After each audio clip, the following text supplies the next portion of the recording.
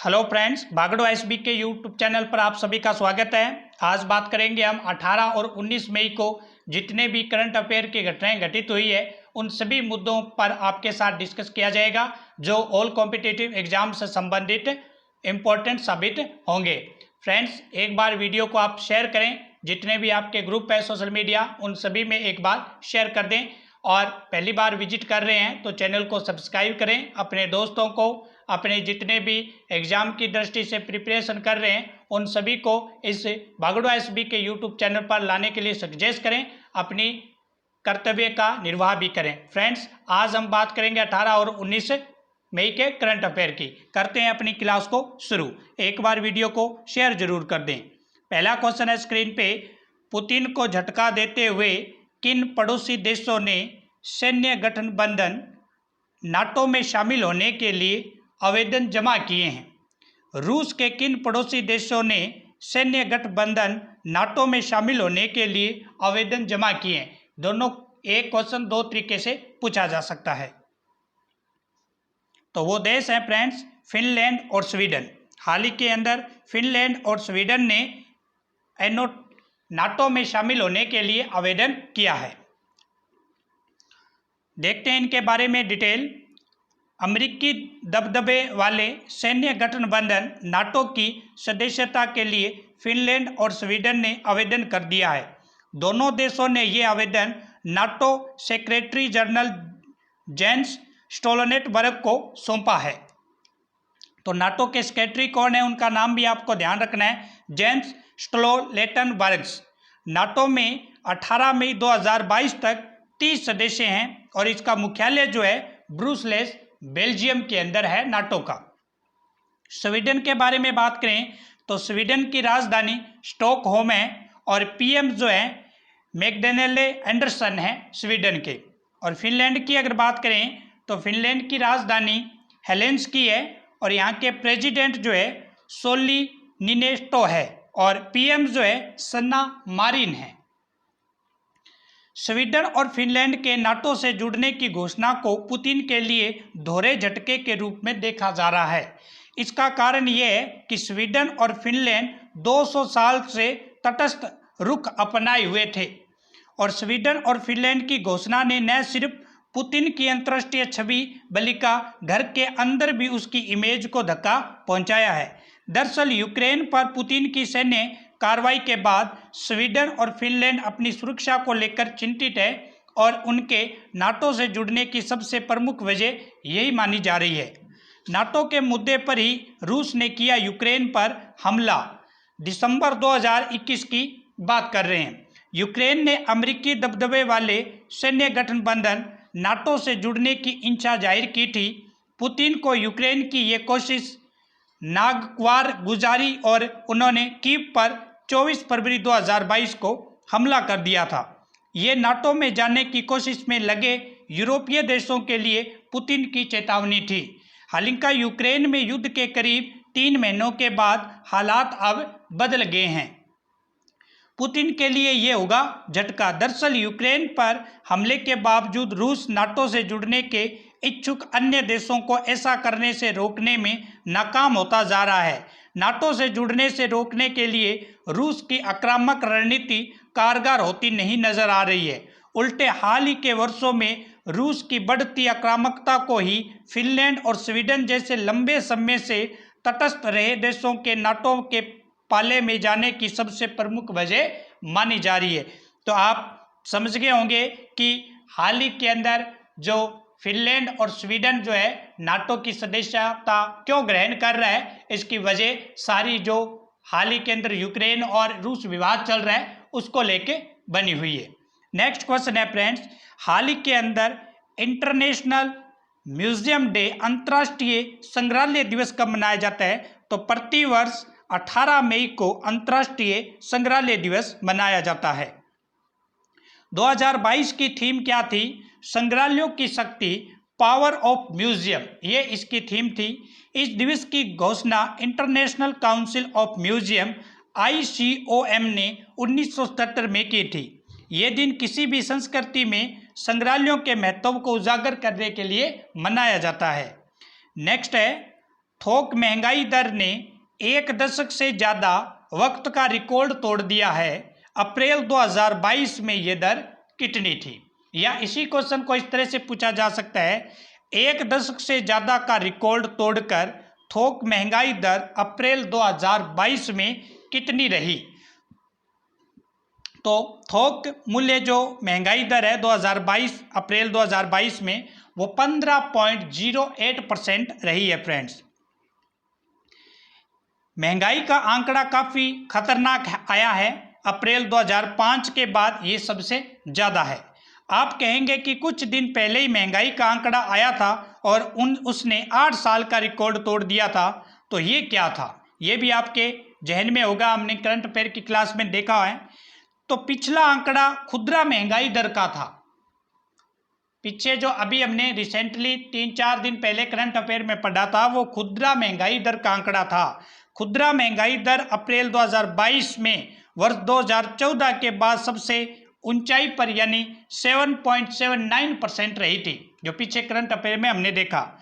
अब ये अलग तरह की महंगाई है, ये थोक महंगाई यानी होलसेल इन्फ्लेशन, ये जो है वो 15.08% रहा है।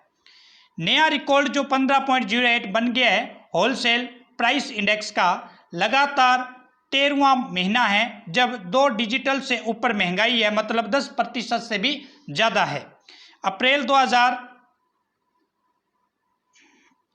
2022 में थोक महंगाई दर 15.1% रही। आप किसी भी बैंक में पैसा जमा करते हैं, वहाँ आपको कितना ब्याज मिलता है पता लगा लीजिए, लगभग 3 से 6% के आसपास का। अगर आप सोच रहे हैं कि ब्याज से कुछ कमाई कर लेंगे तो आप नुकसान में हैं।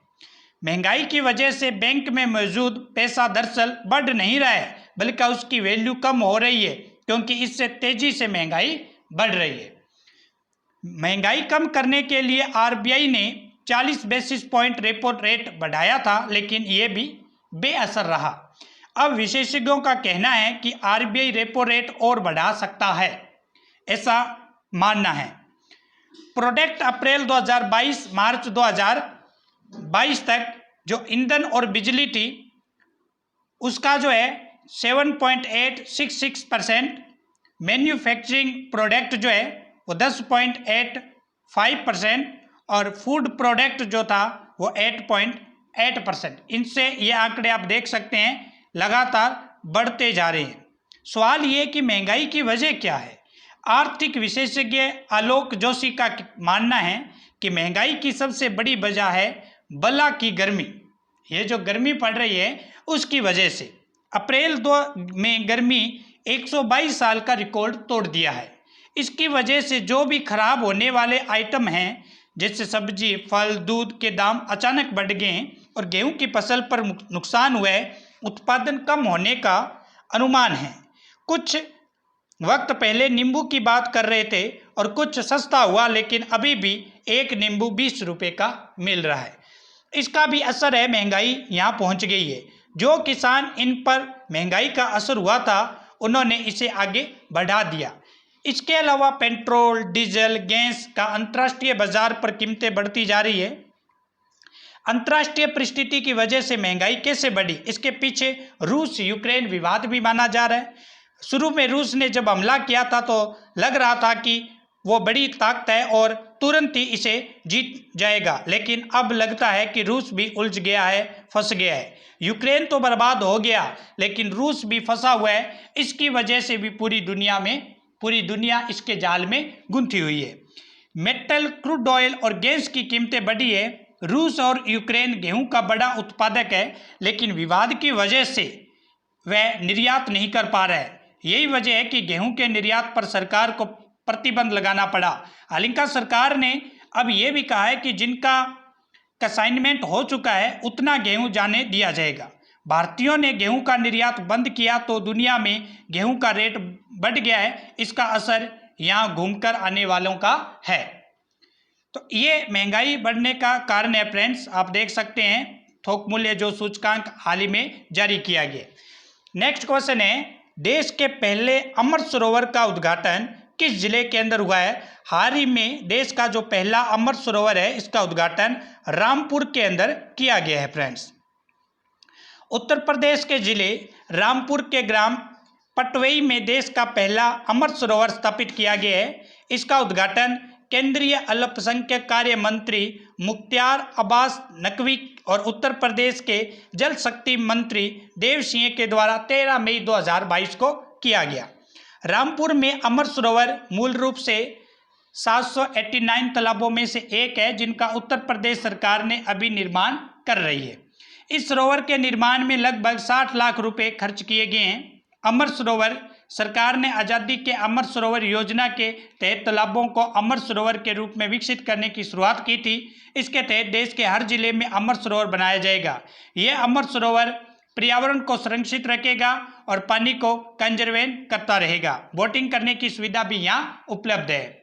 यह है लोगों सभी प्रतियोगिता परीक्षा अति महत्वपूर्ण current affair classes Bagdua sir lecturer. Next question है, बॉम्बे स्टॉक एक्सचेंज का नया चेयरमैन किसे नियुक्त किया गया है?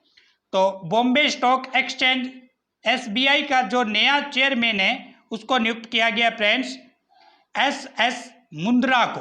किसको नियुक्त किया गया है? SS मुंद्रा को नियुक्त किया गया है। SBI ने 17 मई 2022 को SS मुंद्रा को अपना नया चेयरमैन नियुक्त किया गया है। मुंद्रा को जस्टिस विक्रमजीत सैन की जगह चुना गया है। SS मुंद्रा वह बैंक ऑफ बड़ौदा के डायरेक्टर और RBI के डिप्टी गवर्नर भी रह चुके हैं। अगर बात करें BSE की बात करें तो इसका मुख्यालय मुंबई के अंदर है और वर्तमान में जो इसको CEO है वो है आशीष कुमार चौहान। भारत ने किस देश को हराकर इतिहास में पहली बार थॉमस कप 2022 जीता है? तो भारत के लिए बहुत ही गर्व की बात है और एग्जाम की दृष्टि से भी बहुत इंपॉर्टेंट क्वेश्चन ये बन जाता है कि भारत ने पहली बार किस देश को हराकर थॉमस कप जीता है? तो इंडोनेशिया को हराकर भारत ने पहली बार थॉमस कप जीता है। भारतीय पुरुष बैडमिंटन टीम ने 15 मई 2022 को पहली बार थॉमस कप जीत लिया है। थॉमस कप का आयोजन बैंकॉक में हुआ था। इस दौरान भारतीय टीम ने 14 बार के विजेता इंडोनेशिया को हराया और भारत ने थॉमस कप के 73 साल के इतिहास में पहली बार ये जीत हासिल की है। लक्ष्य सेन ने एथनी गिंटिंग को 8-21, 21-17, 21-16 से हराकर भारत को मजबूत किया था। युगल जोड़ी के अंदर आप बात करें सात्विक और चिराग ने भी एहसान सुजाकुमल्जो को हराकर भारत का स्कोर 2.0 कर दिया था। फिर तीसरे गेम के अंदर किदाम्बी श्रीकांत ने भी अपना महत्वपूर्ण योगदान दिया। थॉमस कप इस चैंपियनशिप को वर्ष 1949 के अंदर शुरू किया गया था। थॉमस कप जिसे कभी कभी विश्व पुरुष टीम चैंपियनशिप भी कहा जाता था। यह बैडमिंटन वर्ल्ड फेडरेशन BWF के सदस्य देशों का प्रतिनिधित्व करने वाली टीमों के बीच एक अंतर्राष्ट्रीय बैडमिंटन प्रतियोगिता है। चैंपियनशिप 1982 से हर 2 साल में आयोजित की जाती है। थॉमस कप 2022 के टूर्नामेंट में 8 से 15 मई 2022 तक बैंकॉक थाईलैंड में इम्पैक्ट एरिया में आयोजित किया गया था। नेक्स्ट क्वेश्चन है, शेयर बाजार में लिस्ट होते ही LIC बाजार पूंजीकरण के मामले में देश कौन से स्थान पर पहुंच गया है? तो फ्रेंड्स हाल ही के अंदर देश जो है इसके LIC मामले में 5वें स्थान पर पहुंचा है। शेयर बाजार में लाइफ इंश्योरेंस कॉरपोरेशन LIC 17 मई 2022 को लिस्ट हुआ। लिस्ट होने के बाद इसका मार्केट कैपिटलाइजेशन बाजार पूंजीकरण 5.48 लाख करोड़ रुपए हो गया है। इससे LIC अब देश की टॉप 5 वैल्यूएबल कंपनियों में शामिल हो गई है। LIC देश की वैल्यूएबल कंपनियों में 5वें स्थान पर पहुंच गई है। टॉप 5 वैल्यूएबल कंपनियां रिलायंस इंडस्ट्री जो 16.66 लाख करोड़ रुपए के साथ नंबर 1 पर है। TCS जो 12.34 लाख करोड़ के साथ 2 नंबर पर है। HDFC बैंक जो 7.21 लाख करोड़ रुपए के साथ 3 नंबर पर है। इंफोसिस जो 6.26 लाख करोड़ रुपए के साथ 4 नंबर पर है, और LIC जो 5.58 लाख करोड़ के साथ 5वीं वैल्यूएबल कंपनी का दर्जा इसे हासिल हुआ है। मार्केट कैपिटलाइजेशन का मतलब है किसी कंपनी के स्टॉक के बकाया शेयरों का टोटल डॉलर मार्केट वैल्यू कितनी है, उसको बोलते हैं हम मार्केट कैपिटलाइजेशन। उदाहरण के लिए एक कंपनी जिसे कि 10 मिलियन शेयर $100 में बिक रहे, तो इसका मार्केट कैप 1 बिलियन होगा। LIC ने अपने शेयर कितने रेट पर लिस्ट किए, तो नेशनल स्टॉक एक्सचेंज 872 रुपये प्रति शेयर, इश्यू रेट 949 रुपये पर 8.11% की छूट के साथ। बॉम्बे स्टॉक एक्सचेंज का जो प्रति शेयर है वो 867.20 रुपये प्रति शेयर है। बिजनेस इनसाइडर इंडिया के अनुसार बढ़ती महंगाई, मुद्रा की कमजोरी और रूस यूक्रेन विवाद के कारण LIC ने शेयर को कम रेट पर लिस्ट किया है। इसके अलावा मार्केट को बैलेंस करने के लिए भी ऐसा किया गया है। इसको सरकार का क्या फायदा है? सरकार ने IPO के माध्यम से LIC में 22.13 करोड़ से अधिक शेयर यानी 3.5% हिस्सेदारी बेची है। LIC ने एक सफल IPO की पेशकश के बाद अपने शेयरों का इश्यू प्राइस 949 रुपये प्रति शेयर तय किया था। इससे सरकार को 20,577 करोड़ रुपए मिले हैं। नेक्स्ट क्वेश्चन है, पहले आम भारतीय जिन्हें पोप ने संत की उपाधि दी थी, तो पहले आम भारतीय जिसे पोप ने संत की उपाधि दी थी उसका नाम था देवसराय पिल्लाई। 15 मई 2022 को उन्हें संत की उपाधि दी गई। रोम में स्थित वेटिकन सिटी में पोप फ्रांसिस ने देवसराय पिल्लाई के साथ 9 अन्य को भी ये उपाधि दी है। संत की उपाधि पाने वाले देवसराय पहले आम भारतीय नागरिक हैं। इससे पहले मदर टेरेसा को भी 19 अक्टूबर 2003 को संत की उपाधि मिली थी। वर्ष 2004 में कोटार सूबा तमिलनाडु बिशप काउंसिल और conference of Catholic bishop of India ने भी देवसराय को संत की उपाधि दी। इसके बाद फरवरी 2020 में देवसराय को संत की उपाधि दिए जाने की मंजूरी भी मिल गई थी। नेक्स्ट क्वेश्चन है फ्रेंड्स स्क्रीन पे, सुप्रिया जाटव ने USA ओपन कराटे चैंपियनशिप 2022 में कौन से पदक जीते हैं? सुप्रिया जाटव ने, तो सुप्रिया जाटव ने हाल ही के अंदर गोल्ड और ब्रॉन्ज मेडल जीते हैं। गोल्ड और ब्रॉन्ज।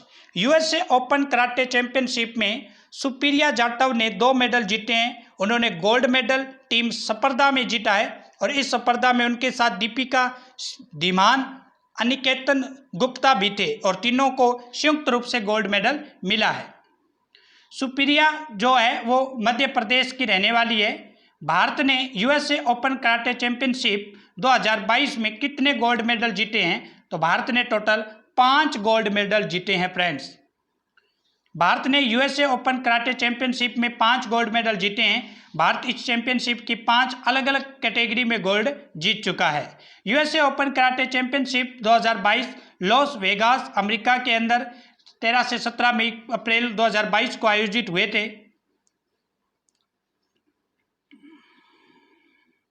नेक्स्ट क्वेश्चन है फ्रेंड्स, यहां देख सकते हैं नाम आपके सामने दिए हुए हैं। विश्व उच्च रक्तचाप दिवस कब मनाया जाता है? तो ये 17 मई को हमेशा विश्व उच्च रक्तचाप दिवस मनाया जाता है।